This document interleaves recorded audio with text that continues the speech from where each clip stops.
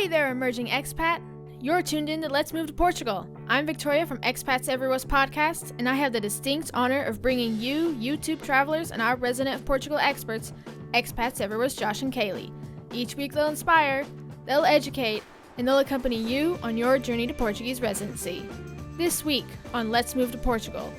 Join Josh and Kalie as they compare their experiences in Portugal and Europe's new hidden gem. To keep this podcast going strong, we've included a few brief ads. Thanks for supporting us by listening.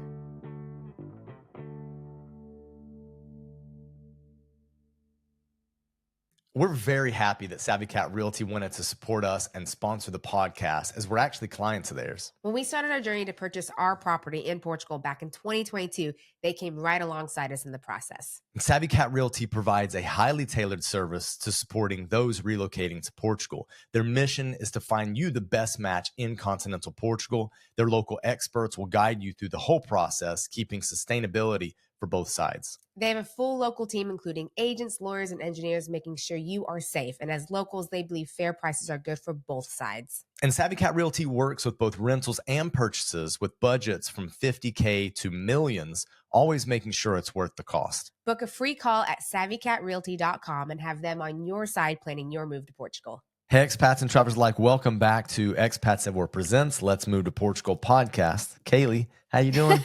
I'm good. There's some rain that's happening, but it's kind of off and on rain, so typical of this time of year, especially in Porto, some storms coming off the coast. But I'm doing well. How are you doing? Yeah, I'm doing well too. You say in Porto, but we just met up with a friend of ours Saturday.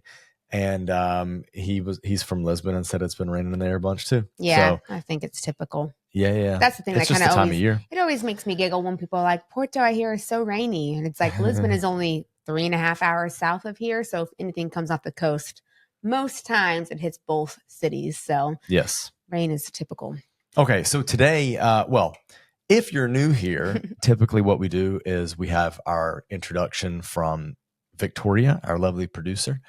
And then we roll into this portion, which is called the weekly welcome, where we welcome you and tell you about what's been happening in the world of expats everywhere for this week.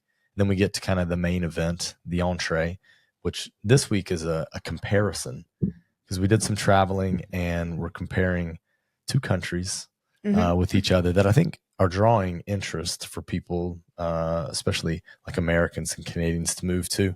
But you're going to keep the cliffhanger?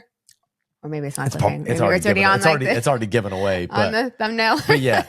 But what I did want to say is that most of the time, Kalie will give like an immigration update. However, I'm going to do it because Kalie's tired of sounding like a broken record. Same thing. And I just put out a video over the weekend about what is happening with the new immigration law that has not been passed yet, which has to do with the naturalization requirement. So to gain citizenship by naturalization in Portugal, the law is currently 5 years. The law was, or a bill was made, I guess, that proposed to change this law to 7 or 10 years. 7 years if you're a part of like the former colonies of Portugal, and 10 years if you're anybody else. It has been sent to the president, and it has been with the president for an extraordinary amount of time. And it's causing a frenzy within the expat community. And we've seen, just on the video that I put out on Saturday, the emotional reaction. And I get it, because many people feel in limbo.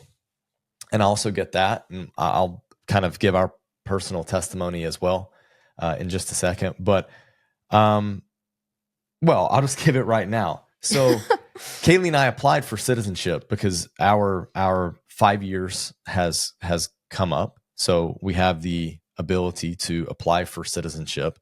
So you could say that we got in under the gun, right? However, within a month of applying, you're supposed to get a case number. We have not received that case number. It has been 2 months. So, how solid are we really? I don't know. I mean, I really don't know. That's the truth. Yeah. And, we've been taking a look at how slow things have been going bureaucratically in Portugal over the past year and a half, like this is normal. Right. Right. Is it good? No. Does it need to be fixed? Yes. Does it need to be fixed? Yes. Is it normal? Yes, unfortunately. We have heard positive signs when it comes to the golden visa situation, where golden visa applicants were like basically put to the end of the queue because other people were deemed to be more critical. And those appointments are now being reconciled and people are getting appointments. And I'm saying golden visa people are now getting appointments, and those things are getting pushed through. Mm-hmm. So that's awesome. I spoke with a lawyer today that said 2 years ago, he stopped taking golden visa clients because of how bureaucratically, how slow and clunky the process is. It just wasn't valuable for his time. So that was 2 years ago. However, he said that all of the people that he had have gotten through. Okay. Which to me is really important in that they have gotten all their documentation taken care of. Now essentially have a residence permit. So if they do want to move to Portugal, they've got that. They've been banking their years of naturalization, residency, and I put air quotes around that for those that are just listening to audio. So they're working towards their 5 years. And all of this is with the assumption that, at least for the golden visa people, the naturalization, 5 years to naturalization leading to citizenship doesn't change for them. At least they're grandfathered in. Yeah, that's kind of the $1 million question. Where, like, there will be grandfathering in, but to what extent? We're not sure. Who, how long, when, where, all those questions. So the general assumption is that anybody who has an application for citizenship is grandfathered in. Yeah. There have been people that have been in the process for 3 years, I've heard. Yeah. That's been kind of the longest I've heard. Year and a half, maybe the shortest. Yeah, exactly. And lawyers say on average right now it's been taking 2 years, whereas it used to take a year to 18 months. And this is like pre-COVID processing. So the only thing I'll say is the president has. Kalie does not want to say much about this topic, but I'm happy to. Well, I know you just put the video out, but I feel like we have been saying, like, every week we've been having an update, and really the biggest update right now is Parliament did pass something, and now it's with the president. Again, as we've been saying, nothing has been actually passed and put into law, but the president has 40 days to decide what to do with it. Veto it, send it to the Constitutional Court, send it back to Parliament. There's a couple options he can do. And he has 40 days. So there's just not much of an update now. We're just kind of waiting to see what happens. I do think it's telling that he hasn't done anything yet with it, because the last immigration stuff that went through seemed a little faster in his hands. So what that means, we'll see. But again, it's all just speculation. So let's wait and see what he does. Okay. So to address a major comment that was put out on YouTube, would we still feel the same way if we didn't already have our application in terms of like our feelings towards Portugal? And the answer is yes. We did not move to Portugal to gain citizenship. We didn't know it was an option until after we moved. Yeah, that's what I was about to say. We didn't even know. We didn't even know. And then we find out it's 5 years, and then we have this epiphany, like, oh, it's like, easy for us to live here. We could live here 5 years, no problem. And then we started to think about all the opportunities that it would open up and everything. So it made sense. And obviously, we talked about it on the channel. We talked a lot about how 5 years to citizenship is one of the lowest in Europe, and then 10 years would then move it to one of the longest, if not tied with a handful of other countries for being the longest. There might be one other country that's like more than 10 years, like 12 or 13. But like in general, like 10 years would be the longest. 5 is the shortest. And there are a handful of countries that do 5. So it's like, what do you do with that? But all I can say is, like, my opinion on the video Saturday was not about, the video did not have to do about us as people. It was more about Portugal. Portugal was the protagonist. Will Portugal like suddenly die because it changes this immigration policy.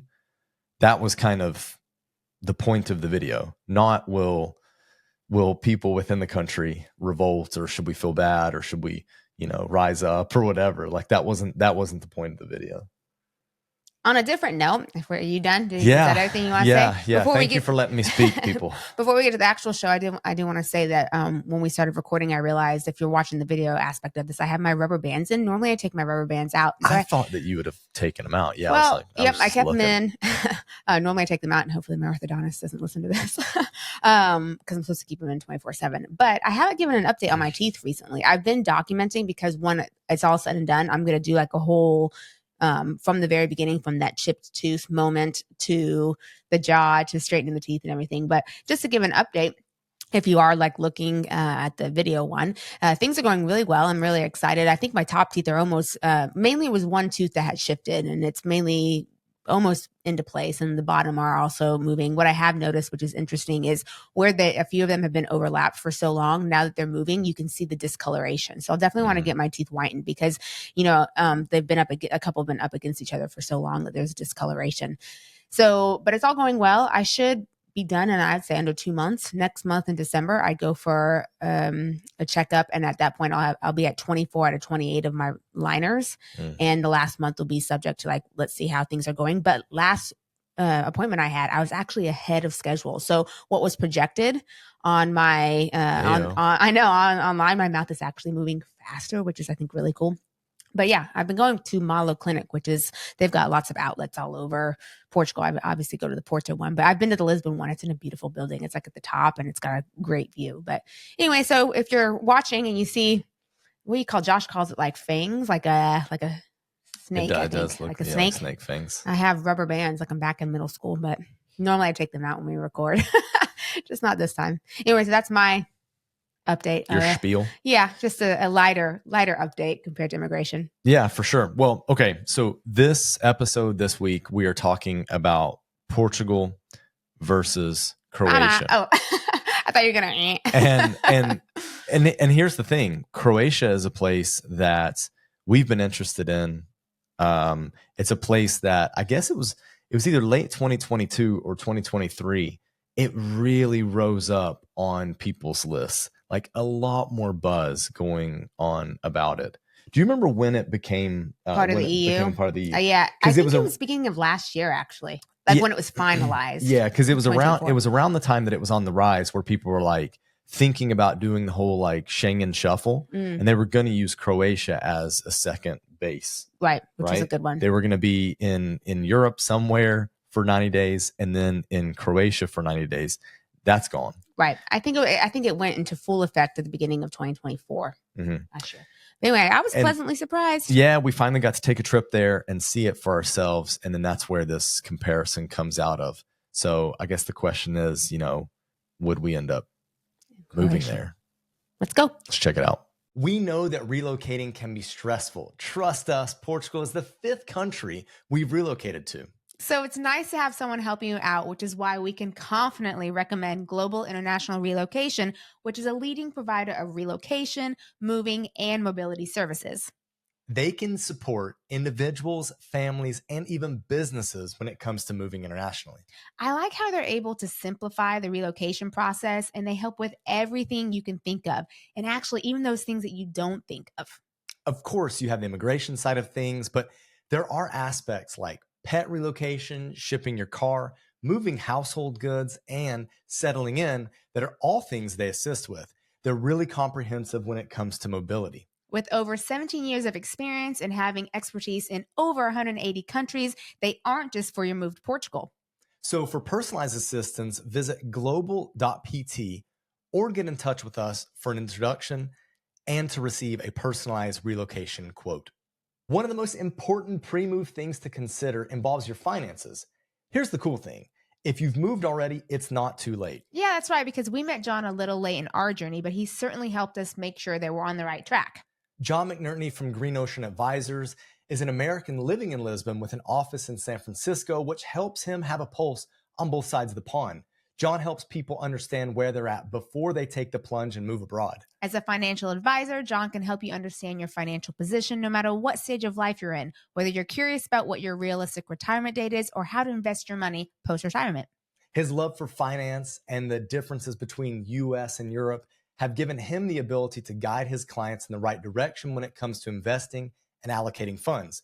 For example, you might want to sell your house before you become a tax resident here in Portugal, so you're not paying additional taxes here. Josh and I have even talked to him on several occasions about some major life events that have happened to us and how to navigate them smartly from a financial perspective. If you'd like to be put in touch with John from Green Ocean Global, click on his Calendly link below to schedule a free consultation that he provides our viewers to see if he's the right fit for you. Just make sure that you choose the Expats Everywhere intro call for your free consultation. All right, Croatia and Portugal. Now, when we talk about Croatia and Portugal based on this trip, which we had been planning to visit Croatia for quite a while. Been wanting to for a while, definitely. We realized that the only place that we could really see, apart from a little countryside as we drove through, is Zagreb. Right. So this is going to be much more based on Zagreb versus some of the other cities in Portugal that we can make comparisons to. But we do have plans to go to the coast and explore the coast a little more because Croatia is pretty varied. Yes, I think so. I mean, I definitely want to do along the water, which we didn't get to. No. But it's good to see Zagreb at least. But Croatia has definitely been a place where we wanted to go for a while. And I think that when you research places to live in Europe, Portugal and Croatia end up being kind of top destinations for similar reasons. So I think if you like Portugal, then you would like Croatia and vice versa. So I actually know plenty of people who Croatia was on their list of like top 3-1 considering Europe. I agree with that, but I will say that I think Croatia entered the list in the past couple of years. So like when we first moved in 2020, Croatia wasn't really on as many people's radars. Right. Well, it wasn't part of the EU yet. That's been a big thing. I think that might have been part of it. Yeah. Although I do think that now that it's a part of the EU, it's created an issue where some people were hoping to do the Schengen shuffle. They were hoping to use Croatia as that place that they could do the Schengen shuffle in because it's a nice place. That's happened to a few places, actually. You want to define the Schengen shuffle? Do I want to find it? Define it. Like, do you want to find it? Oh, yes. Okay. The Schengen shuffle. So obviously as Americans or many other nationalities, depending on where you're listening to this from. Non-EU citizens. Right. Non-EU citizens. We get 90 days in the EU. So just a normal, I'm coming in, I'm a tourist, I'm traveling, but some don't want to do the visa. They don't want to be stuck in a country. They don't want to pay taxes, whatever the reason might be. So they do what is called the Schengen shuffle, which means the Schengen is that, I don't even know how many countries it is nowadays. Don't look at me. I think it's 28. I'd have to look it up. The EU pact, I guess, that a lot of the countries have where it's freedom among the borders. So if you're a citizen of, let's say, Portugal, you can move to Spain easily without a visa, get work. You just have to register with whoever you're wherever you're staying. Point of clarity, 29 countries in the Schengen, including 25 EU member states and 4 non-EU countries, Iceland, Liechtenstein, Norway, and Switzerland. Yeah, they do things a little differently. But they're still part of it, right? So the Schengen shuffle would be that you're allowed in a 180-day period, you're allowed 90 days. So you can come in and let's say, I'll just use Portugal because this is Let's Move to Portugal. Yep. You come in and you stay in Portugal for 90 days. And then at that point, you need to leave for another 90 days. So what you could do, and what a lot of people were doing, is going further east to more of Eastern Europe and then spending either 9 days in a country or moving around a little bit, but essentially staying out of the Schengen for 90 days. And then you can come back because it starts over again. So it's like 90 days on, 90 days off, which has become known as the Schengen shuffle. The Schengen. I mean, this is not a technical term. It's very much known colloquially, I guess. Yes. Is what we would say. So the thing is it was nice when Croatia was a really great option as one of the countries you could go to. I know Bulgaria, Romania were some other ones, but all of them are slowly joining the EU, which is negating the ability to do the Schengen shuffle there because now they're part of the EU. Which means European citizenship can be even more advantageous. Yeah. Right? would be the way to put it. But I would say with some of these countries, and Croatia being one of them, it used to be that it was a good option because of cost of living. So the same way that people were looking at Portugal for maybe the cost of living, for having some coastline if you want to be by the water, some of those comparisons.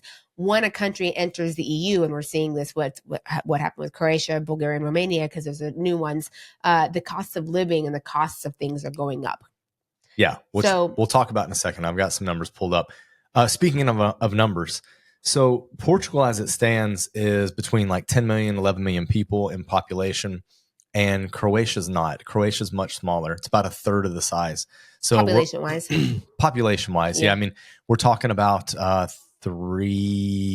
almost 4 million people, 3.8 as the last census. So probably around 4 million at this point. At this point, yeah. But much smaller, more spread out. Yeah. And their population actually over the past few years has been in a decline. So maybe they'll start incentivizing for bringing people in. That's kind of what happened in Portugal. I don't know. You don't think they're going to? I don't know if they will. I could be wrong. I would say just by being a little more conservative. Okay. Not wanting to bring in not politically foreigners. Conservative, just like not wanting change. Yeah. That type of conservative. Okay. Because that's what Portugal mainly did. It was one thing to, NHR, for example, was one way they were trying to bring people back. Because Portuguese, if you were outside of Portugal longer than 5 years, you could also, when you came back, apply for NHR. That's how the NHR 1.0 worked. Yeah. So it was incentivizing people to come back, Portuguese and foreigners. And we know some Portuguese that have it. That did it. I mean, obviously NHR is gone now, and there's 2.0 as well. So they're incentivizing in certain areas. They're incentivizing with the golden growth. visa and with the tech industry. Yeah. And so Portugal investment growth. Yeah. Investment growth, right. So you don't think Croatia will do that? I mean, we're not seeing those signs. Now, granted, we haven't had our ear to the ground as much with Croatia as other places, but no, I don't think they're at the point yet where they're going to look at that. Okay. That's just me. Now, speaking like specifically about Zagreb, like I think it's probably time to chat a little bit about that. Zagreb was really interesting because I think that there are kind of multiple facets to the city itself. Certainly the way it's laid out, you've got a really nice, cool downtown, historic downtown, and a couple monuments. Then you have, outside of the historic downtown, you have a more city feeling, urban feeling downtown that's very gridded out. And I would say if we're trying to make a comparison between Zagreb and a city in Portugal, you would think maybe Lisbon because of them being capital cities. But yeah, I was gonna say there's got to be a button there, right? But the old city of Zagreb, there's nothing like it in Lisbon, right? Yeah, like it almost felt like a very cool village in the old city. I think if you're going to make a comparison, would you do it to Porto? I would do it to Porto, and it's a loose comparison in the sense that it did feel like it was very neighborhood specific. Like the neighborhoods had their own vibe. So you could be in the city and be in a specific neighborhood, but there was a different feel to those neighborhoods. And I think that is very much so Porto. Okay. Of course, actually, I don't think Lisbon is like much like that. I think that's a lot more like Porto. So these neighborhoods I agree. that butt up against each other, that are easy to get in and out of because they're not super spread out and not like overwhelmingly big, but they have a different feel to them depending on what's there. And I felt like Zagreb was like that. Well, I think I should clarify what I meant by that is people would draw the comparison because they're two capital cities. Right. Whereas Porto feels very much like a second city. And Lisbon feels like a capital. Zagreb also it felt like a capital. Right. But not to the same scale at all as what Lisbon feels like. It was grander than Porto with some of the architecture and such. But not as grand as a lot of European capitals for sure. Okay. Not nearly as grand. So maybe a bit more of the feel like grander than Porto, but not as grand as Lisbon, kind of in between. In between. But the feel I did think was a little more like the Porto, like the grittiness that people will say is like Porto, I think was like Zagreb. So honestly, like first impressions, I think this is one of those what's that saying where it's like, don't judge a book by its cover. Yeah. When we first got into Zagreb, we were both a bit like, oh, like we're not like, this feeling is Zagreb? Yeah, not feeling it. But then after exploring a little more, talking to locals, those in the service industry, seeing some of the different neighborhoods, because it was like right in that center area where that big market is. It's kind of like just a big square, and when the market's not running, the market was not running as well. Yeah, it's not very interesting. Right. So we were just kind of like, but as we were there a little longer and explored more, it really grew on me, actually. Yeah, it grew on you more than it did me. So I was liking it. So why did it grow on you? I think that there were certain neighborhoods that would be really comfortable to live in. And I liked, again, like I was saying, like the vibe of the neighborhood. I think it's the same as in Porto. There are places around Porto that the neighborhoods that I wouldn't want to live. You want to name those? Ribeira, for example, would definitely be one. Down by the river, I would not want to live there. Agreed. It's really low. There's a lot of tourists. The architecture is really old. It's not close to any grocery stores. Like everyday living would not be fun. Okay. That's I in agree Porto. with that. I would feel the same personally. way. Right. I would feel the same way about that center area of Zagreb. But then there were like, I wouldn't want to live there. But people do, but I wouldn't want to. Sure. But then there were other neighborhoods that we explored that I felt were just like a little quieter, had a bit more like, they're a little trendier with the cafes, with the architecture, with what was going on, the people that you saw. And at that point, it felt a little more like, yeah, I could live here. I could live in this neighborhood. Were there any of the ones that were in the old city that you liked? Any of the well, I don't know the names segments? of the neighborhoods. Yeah, I know. So but like hard. any of the segments where we were in the old city where you're like, I like that. Yeah, I think so. Some of the more open places like where like the sidewalks were a little bigger and the roads were a little bigger, I think would be okay. Okay. One thing that I did really like about Zagreb is it's kind of quirky. So they have like this one thing where there's planets around like that are like statue structures, whatever you want to say. Yeah, around the city. They're like urban installations, right? Mm-hmm. So you find the sun. You can find the sun, and then it's supposed to be not to scale, but kind of like the distance from where the sun is how far out the different planets are. All the way, and then they're at like a realistic size. So obviously the sun is big. It's easy to see. It's yellow with a lot of graffiti on it. Spherical. Yes, easy to see. And then it gets all the way down to when it's really little. And I actually think they do have Pluto there still, but it's like a little like itty bitty plaque and this itty bitty like dot that's on there.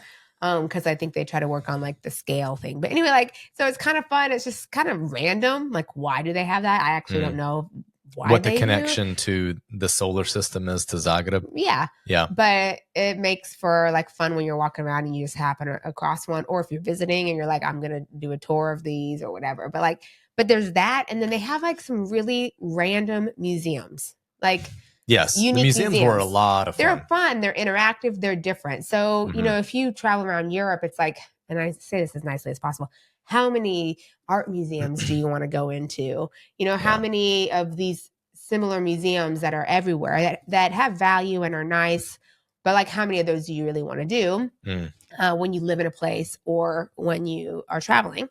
And Zagreb had random things like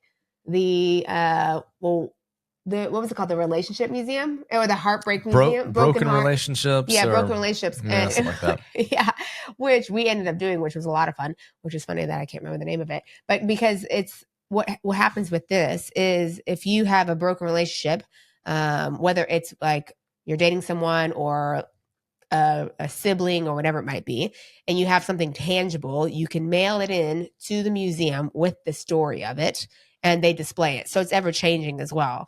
So like, for example, I remember seeing one where like a girl had written, like it was a toaster and the girl wrote and said, you know, when we broke up, you broke my heart. So I took your toaster because you used it every day. So how are you going to toast your bread? Yeah. Silly things like that, which are funny. So there's like some serious ones, but then some like really funny ones as well. Yeah. So like very unique. Okay, well, I wanted to bring up this because I find it interesting that when you look at the demographics of let's go back to Porto and Lisbon versus Zagreb. Zagreb in the actual city itself has a higher population, so it has about 750,000 people in terms of like the city population, not the metro area, but the city. Okay. compared to about 500,000 for Lisbon and about 250,000 for Porto. But then it all flips when you look at the greater like metro area, because Zagreb's metro area is only around 1 million people. Lisbon's is something like 3 million, and Porto's might be like 1.5 million, or no, approaching 2 million, 1.8 million as of, I don't know, 2024. There we go. That to me blows my mind, because I don't necessarily know if I feel that. Like if I feel kind of the density, the weight of the people, if that in makes Porto, sense. or when we were in Zagreb. Any of those places. Yeah. Well, Lisbon for me feels more crowded, busier. I didn't get a feeling like Zagreb was very crowded. It didn't feel crowded. Like so when I read the number that it has a higher population in the city compared to the other two, I'm like, really? Where were all those people? Yeah. And we were actually there in August, right? So it's like, that's a busy time, unless people were. No, it's low traveling. season. Yeah, I guess. Like, so people that live in the city, we were told this by someone that worked at the hotel we stayed in. We stayed at the Pullman on the outskirts of the city. Definitely recommend. Little tricky getting into the city, which we can tell you about in a minute, just to give you some, I don't know, general tourist tips. But they said that the coast is more expensive and everything during the summer because they get international tourism, but also domestic tourism. So people that live in the city, Zagreb, will then go out to the coast and they'll spend holidays like a week or two. That makes sense. Out 100% makes sense. Right. Well, maybe that's why it felt a little quieter for us. Right. And especially compared to where we were coming from. I mean, like we did earlier on the podcast that's already come out on this season. We talked about Slovenia, and being in Ljubljana. It was like, it surprised me how busy Ljubljana was. Yeah. But you could feel the tourism there. You could.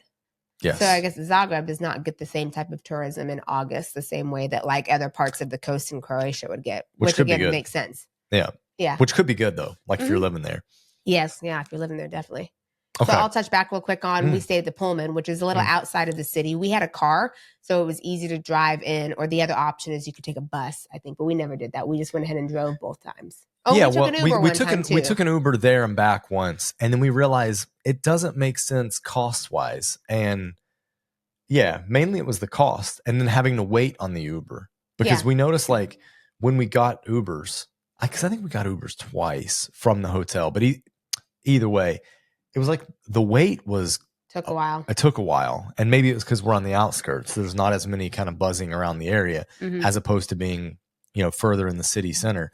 But the cost to park wasn't that bad. It was a couple euros an hour. So in a garage too. It might have been cheaper on the street, but exactly. So I mean, in that regard, it wasn't bad. I would say that the traffic in general was less than what we're used to experiencing in either Lisbon or Porto. Yeah, definitely. It wasn't too bad, like too stressful driving. Right. There were just a couple intersections that were a little tricky, just the way they were laid out, and they were like really big intersections. But other than that, it wasn't like, I think it's harder to drive in Lisbon and Porto because of maybe the smaller streets and the one-way streets and the crazy narrowness and everything. Yeah. So it wasn't too bad actually driving in Zagreb. Yeah, the way this city is laid out, it felt like there were kind of these like pockets around malls and shopping centers. You know what I mean? Yeah. Like where there was activity and people, like they were almost hubs in a way. This is not in the downtown area, like the city center area, but just getting out of there. Yeah, where there is like more space and such. Yeah, I found that to be interesting because that's not really like Porto or Lisbon. Yeah, culturally that would be different. Well, speaking of that culture, like let's talk about the people. What do you think about the people? I don't know. I mean, truth be told, like it wasn't as if we were able to get into any kind of like deep conversations with Croatians. Right. I mean, we spoke to quite a few, but in terms mainly of like servers and stuff. Yeah, but in terms of like just the openness, they're friendly when you engage with them. Yeah. But the openness in terms of like what they're willing to share, it all has to kind of be prompted. Right. I thought they were really nice, but yeah, after you started like a conversation. Mm. So maybe you would have to initiate that. Mm. And then, yeah, you didn't really feel any of the warmth on the, like walking on the street. Again, I think we've mentioned this in past podcasts for this series that the, Portuguese are just feel a lot warmer when you walk by them, maybe smiles or waves or something like that. Especially with a kid. Waving with the kid. But yeah, you don't really get that much in Croatia. It didn't feel that way.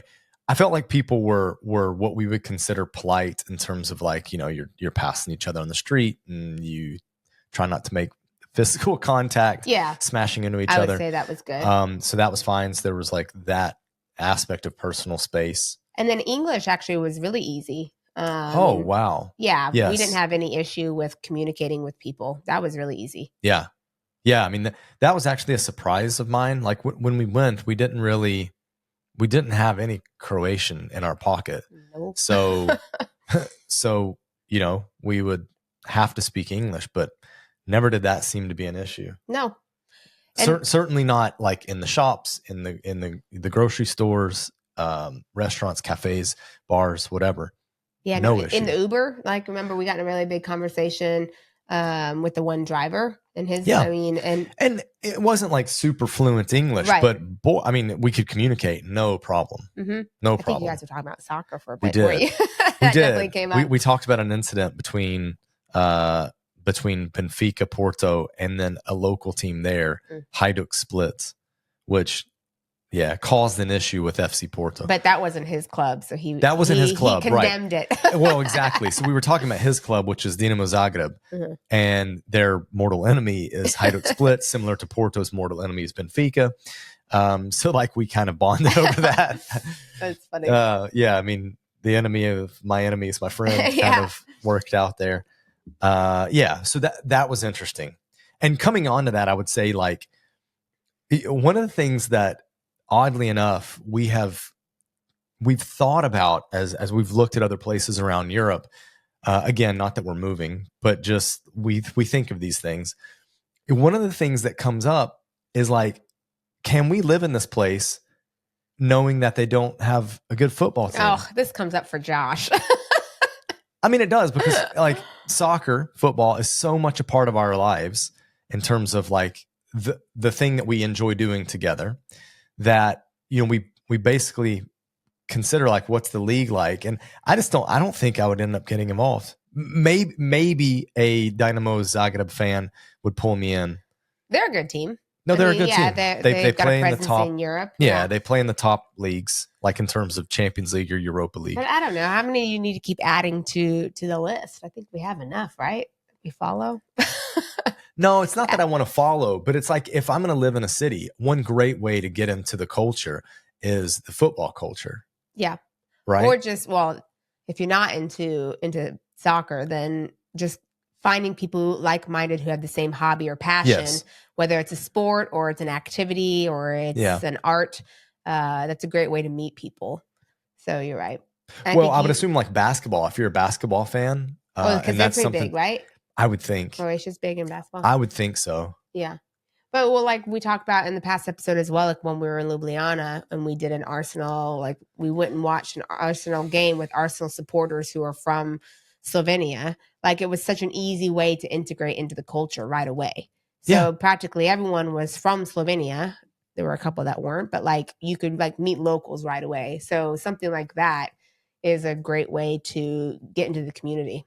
Yeah. I mean, I felt like we met them once and we already had friends because we had this like thing that we both enjoyed. Yeah. So no, Croatia's basketball is the 34th in the world. That's not super high. It's not terrible, bad though. But I think they've got some good players. Maybe they end up going to like NBA and stuff. Oh, for sure. I think I think that's what happens. But you could still then follow. But I mean, this would be like their national team. So when their best players get together, how do they do? They're 34th. But their national team for soccer is not bad. And you see them everywhere. So this is what I mean about like soccer being such a part of different countries' cultures. You saw the national team on like billboards, or you saw their best player, Luka Modric, advertising a host of products. Yeah. Similar here, Cristiano's face is everywhere. With the shampoo and the watches and all that stuff. Yeah, with the underwear. with some of the ladies' favorites. So you've got that going on, and I think that there are a couple players now that are rising up to kind of that well, not the same commercialism, but still like there. Yeah, for Portugal.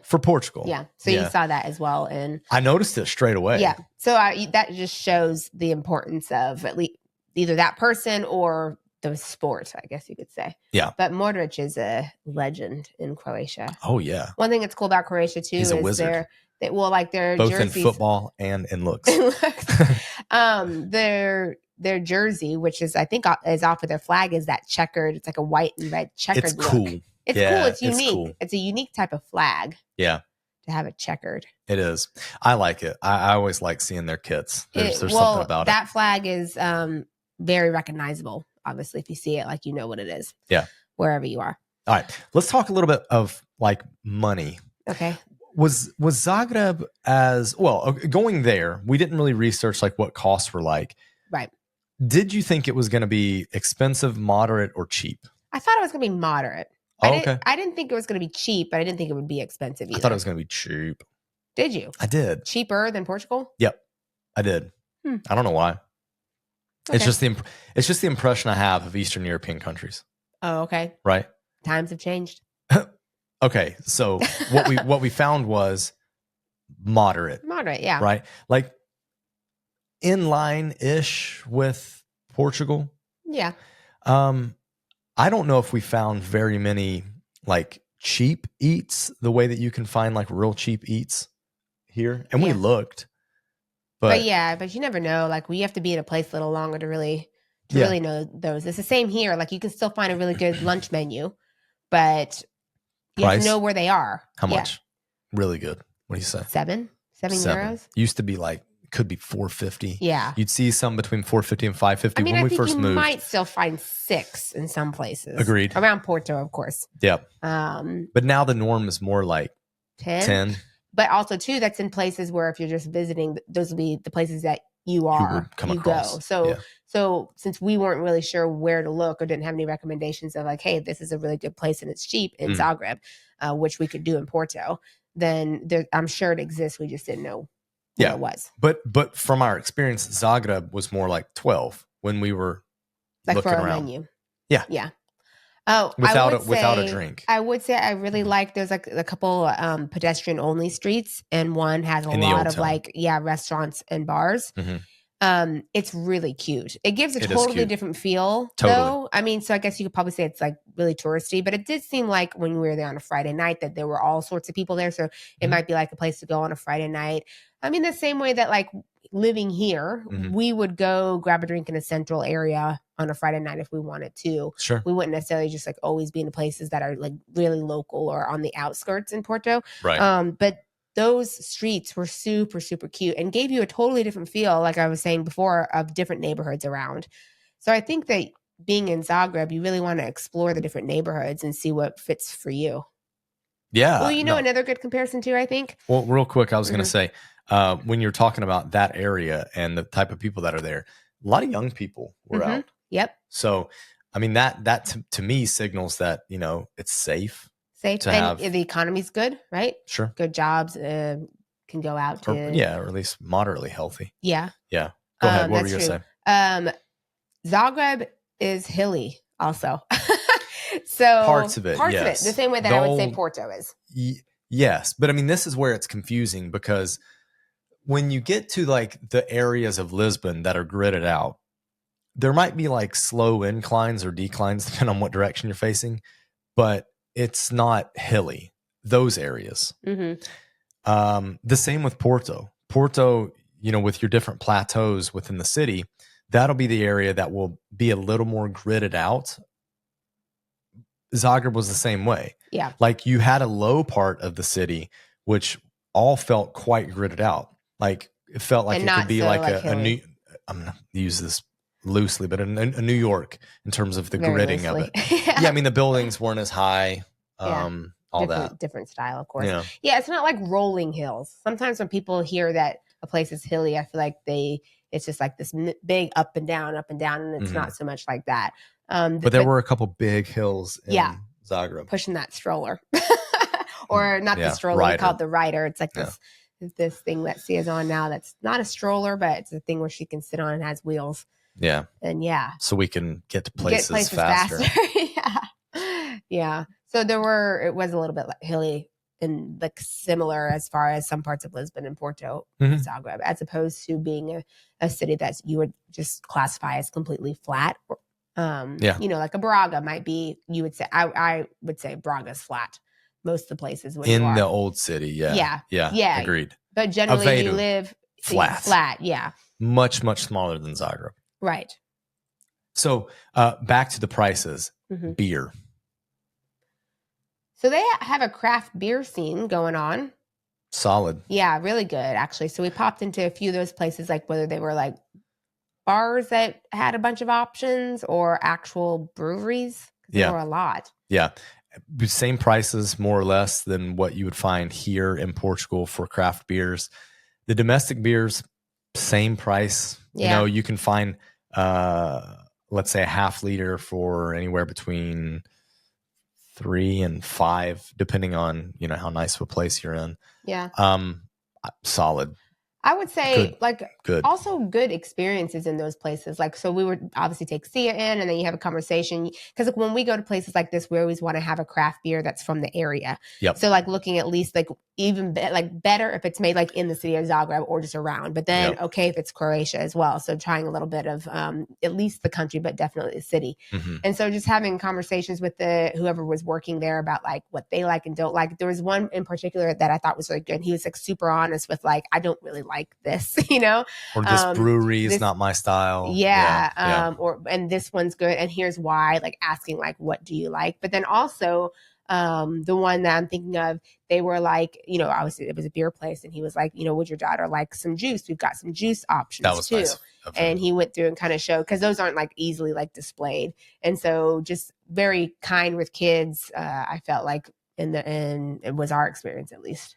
Yeah, totally. I was happy with like the service that we saw. It felt like very kid friendly. Like, like kids are welcome at these places. Mm-hmm. I did feel that as well. There were also a lot of city, like urban parks, playgrounds for kids. Some were under renovation. And Google Map did not note that. But like you'd be like, all right, where's the closest park? And then you'd show up and it'd be like, oh, it's roped off. But then you would go to, you know, one a couple blocks away. Much better than Porto. Yep. Probably the same as Lisbon. I think even better than Lisbon. I would say better than Lisbon. Fair enough. Yeah. For actual like playground equipment, not necessarily like park or green space, but like for little like pop-up playground things, you know, like, and I want to say pop-up, not temporary, but just like boom, you run into something and it might have like just a slide and one swing or something, like in like 3 pieces, but it's good enough to give the kiddos a bit of a break and play and then move on. So yeah. Okay. Something going back to pricing. If we're talking about like always going back to pricing. Yeah, I love it. I love the analytics of it. Going back to the cost of transportation. So if you're looking to like, you know, not have a car and do Uber or Bolt or taxi, and you're making the comparison between what you could find in Porto and Lisbon to what you find in Zagreb. If we're talking about registered taxis tend to be cheaper in Zagreb compared to Porto and Lisbon, but we don't use registered taxis. We always go for Bolt or Uber when we travel. This podcast is not sponsored by Bolt or Uber. That would be nice if they weren't to sponsor us, though. Yeah, we'd take that bag. Yeah. So I found it to be more expensive in Zagreb compared to, especially considering like the time spent in the car and the distance covered. It always seemed to be higher than what the same equivalent would be in Porto, at least. Yes, just slightly though. Not as crazy as Germany, I would say, but higher than Porto, closer to Lisbon, but I still think a little higher than Lisbon as well, but not as bad as some other European countries we've been to. Yeah, I don't think it would put like a massive dent in your budget. No. But yeah. Anything else you want to note on finances? On finances, I mean, there was nothing really else that we experienced. Now, we did look at housing when we were there. We always do. always. Interesting. And Zagreb is cheaper than Porto, and Porto is cheaper than Lisbon when it comes to rentals or purchasing. Mhm. Well, specifically rentals. I think purchasing is different. Purchasing, actually, we found that Zagreb was A higher, little higher, yeah. and that surprised us, Yeah. right? Mhm. I'm not sure why. It was like, remember, we went to kind of a nice developed area that was pushing out of, like, north out of the old city, and there was this like Nice development. good looking real estate stand. So we started looking at prices, and it was Yeah. like 5,000 plus a square meter, Mhm. which They did seem to have a lot of housing. Like when you would drive around, like there were a lot of developments. yeah. Yeah. So maybe that's why rentals are lower, though. Like I think that's a big issue with Porto and Lisbon right now is the supply and demand. Mm. So rental prices can get pushed high because there's a high demand for them, but And low supply. Yeah. Yeah. But you're thinking maybe it's a fair market in Zagreb in terms of like what's available. Yeah. And yeah, Maybe you that's could why be right. rentals are a little lower. But I mean, right now, I think we all know rentals are pretty high in Portugal in the cities for some reason. So maybe that could be offset at some point in the next couple of years. I don't know. Yeah. No, for Mhm. sure. Wine. You want to come on to wine? Well, I think I drank a lot more beer You did. because for me, it's hard to drink wine outside of Portugal, especially in places Portugal that has aren't. ruined you I know. when it comes to In a that. good way.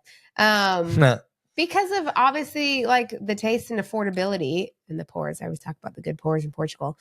But if a place is not known for its wine, generally then you'll pay more for the wine Mm. and it won't be as good of quality. Mhm. And so I'm like, why am I drinking wine when I could just drink wine when I go back to Portugal?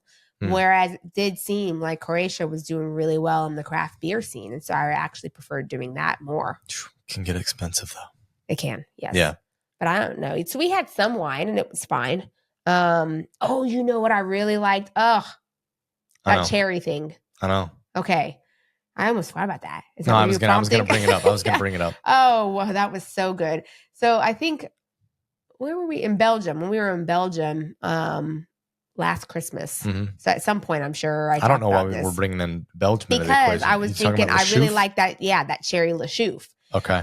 So I really like cherry. You like flavor. cherry? Yeah, you do. No, you do. I know I do. But What's it's your hard to find. what's your favorite yogurt Yeah, flavor? that Black cherry. cherry. Mhm. There you But go. that stuff's hard to find in Portugal. Like they don't.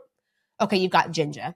There is that, but cherry flavors aren't. You get the good cherries when it's seasoned, but it's not. It's not everywhere around, I suppose. Yeah. So we got this. It was Croatian. It was like a cherry brandy. Cherry brandy. So it's supposed to be like a digestive, right? I think Settle so. the stomach at the end. It Yeah. was so good. They had different flavors too, right? Mhm. Blueberry, I think, and pear, maybe. Oh, there were a ton, but yes, You had got one with honey too, honey and lavender or something. Wasn't it something like crazy that. Yeah. Anyway, I just Yeah. kept eating the cherry because it was so good. So they do have that going on, and those were affordable. Prices were affordable for that. It wasn't like we were actually going to look for a whole bottle, but then we thought, well, when we fly, we don't check a bag, Yeah. and so if we get a bottle now, it's kind of towards the end of the trip. It's like we would need to drink that in the next 4 days or something, which probably wasn't good because I think the several days we were in Zagreb, I probably had plenty. She did. Those days. I can attest to that. Yeah. So I was like, no, that's okay. But I would like to find that at some point because it's buy a bottle was really good. Yeah, let's keep going with the food scene because I think they do have some specialty coffee cafes and a couple roasteries as well. So you've got that going on if you want specialty coffee. The specialty coffee scene here in Portugal has really grown over the past few years, led by So and a few other roasteries who've kind of pushed the scene more in Portugal. Mm-hmm. Maybe much to the chagrin of some people because they feel like they already have their own cafe culture. But these are Portuguese people who are pushing the scene. Traditional food in Zagreb, because Croatia does have different regions, and Right. the coast, I think, kind of, I could be wrong, but maybe dominates more of like what people think of when they think Maybe of more Croatian seafood food. and lighter. But I feel like in Zagreb it was heavier. I think exactly. because it gets colder, right? So you want to have more of those like heartier type meals. Exactly. So Zagreb was heartier, but along the coast, is probably lighter, more seafood style. Yeah. Food was good. Yeah. I like that kind of food. We went to that one really traditional place. I don't remember the name of it. In Slovenia? You No, talking in about? Zagreb. In Zagreb. You're talking about that little, that little cafe. It had like a almost like a diner type of vibe. Yeah. Like a deli diner kind of feel. Yeah. You know? Yeah. Let me see if I can pull the name for that. That place was really nice. Yeah. But I thought the food there was really good. I mean, I'm okay with heartier type foods. I mean, obviously, if it's like really hot outside, then maybe you don't want that. Yeah. But I think it was called Heritage, wasn't it? Was it Heritage? Yeah, that's what I was going to say. I think it might be. Look, Josh is going to No, you know what? Heritage was the one that we were going to go to. And we didn't. And we didn't. Yeah. Because maybe it wasn't open on the day that we needed it. Yeah. Okay, that also did look like a good one. But okay, Josh is going to look, so I'm just going to talk while he's looking. But I can keep talking. I'm okay with the heartier type of food. I mean, I like seafood as well, but not as much. So I'm not a huge like fish person. So I'm okay with the more of the Zagreb style rather than along the coast. Yeah. Well, I mean, I'm a big seafood fan. But since you don't really like it, we hardly ever get it. The sacrifices That's not true. When we go out to that one eat, has to you make, can get it all the time. I do get fish quite a bit. I mean, I would say because we don't cook it much, and I'm okay with cooking. It's not like the smell like makes me but I don't like that the house then smells like fish for the whole day. You know? So we just don't cook it much, but you eat it all the time when we go out. Yeah. Okay. So the name of it is Pithos. If I'm saying that right. Because it's supposed to be like grandma's cooking, right? Yes. But why is Pithos and grandma? How'd you make that connection there? I just remember when we went, I think they said like grandma's cooking. Why? What's Pithos mean? I don't know. That's why I'm asking you. No, but I remember reading Pithos. You're like, oh yeah, right. Like grandma's cooking. No, when we were reading up on it, they said that it's like grandma's cooking. Oh, look, there. Yeah. Okay. So he's on the website right now. Yeah. No overthinking, just good homemade food like our grandmothers and mothers used to make. And here's the thing is this is kind of what they present on the website. Breakfast, they have 3 options. Lunch, they have 3 options. Not overwhelming. So they just make these foods. You show up, you see what the options are, you order, you fill your belly, and you're happy. Good. And then you can also pair it with different drinks. Okay, what's the one drink that they do that's not so good? The it starts with an R. Rakia. Yeah. But that is the brandy. It could be the unflavored one, which is like moonshine. Yes. Okay. That would be a very good comparison. Yeah. Or Everclear or not one my of those. favorite. Not my favorite. Because when we did the one museum, that was the Hangover Museum. That's another one that we did. That was a lot of fun. They gave you a shot of that at the end. Yeah. Remember? Yeah. But the liquor that I like is it that, but flavored? I mean, I think it's a brandy. Yeah. I think it's some sort of, I do. We'll get the flavored kind. Cherry flavored. Get cherry much flavored. better. Don't get yeah. The other one is if I can find the name of it, excuse me, if I can find the name of it, I will have our producer put it in the show notes. The cherry stuff that I like? Yeah, just so people can click on it and see what we're talking about. So if you're traveling and you have a checked bag and you want to bring me a bottle of that, I would love that. Send it to P.O. Box. I should actually see if you can get it here. I don't know. It's kind of hard though. That stuff's, I think, pretty hard to find outside of the country unless you're in like a specialty place. Yeah, it doesn't seem like something that they would export. No. Okay, then shout out if you're going to Croatia and you're driving back or have a checked bag and you want to bring that. That would be nice. So any other comparisons that you can kind of make with Zagreb and then Porto, Lisbon, Portugal in general? I don't know. I think we did a pretty good breakdown. Yeah. There's nothing else that I feel like, there's that. I want to touch on that. I guess I want to see the coast. I want to be able to compare the coast. The fact that the country's sizes are or populations are so different. And it's like many people in Portugal consider Portugal to be small, but like by comparison, Croatia's small. I will say this since we drove into the country, as soon as we went through it's a toll, really. It's not, it's the border, but a toll. Like the roads were awful. Remember? They got like there was like a massive noticeably difference. worse. Like, Yeah. so right away you're like, oh, okay. So we did get to drive through a little bit of the, like you're saying, countryside, I guess, to get into Zagreb, which is not that much. It's pretty close to the border. But yeah, when driving, you notice a big difference with the maintenance of the roads. And also when we drove out. Yeah. So I think driving out, actually, we hit some even worse kind of roads. Yeah. In terms of the way the asphalt was busted up. Right. So that's one notable thing. But I would say I really want to check out the coast. I would think that the feel is different because in Portugal it's the Atlantic, and there it's not lake. I almost said lake. Sea is it? So it's going to be warmer water. Is that the Adriatic? I'm not sure. Josh's going to look that up real quick. But that's a big thing that people like about Portugal is that it's like there's so much it's coastline, but the problem is the Atlantic is so cold. So if you want to get in, it's cold. This is where some people favor like the Mediterranean Sea off of Spain because the water is just much warmer, so more enjoyable to get in. So yes, with the Adriatic, I imagine it's nice and warm as well.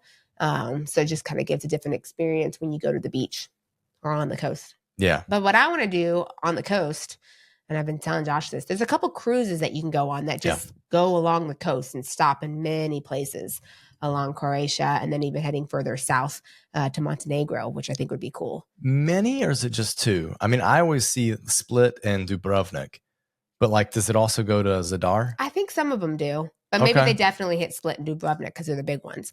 But I think some of them do. It depends on which one you're doing. But then it goes down to, so not many, not like you're popping into a bunch of little ones. So you're hitting up the big ones for sure. Yeah. And then down, some of them go into Montenegro too, which is pretty cool.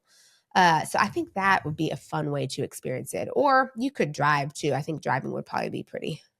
Yeah, I think driving would be awesome. I do think that we'll most likely, next time we touch Croatia, we'll most likely do it via cruise.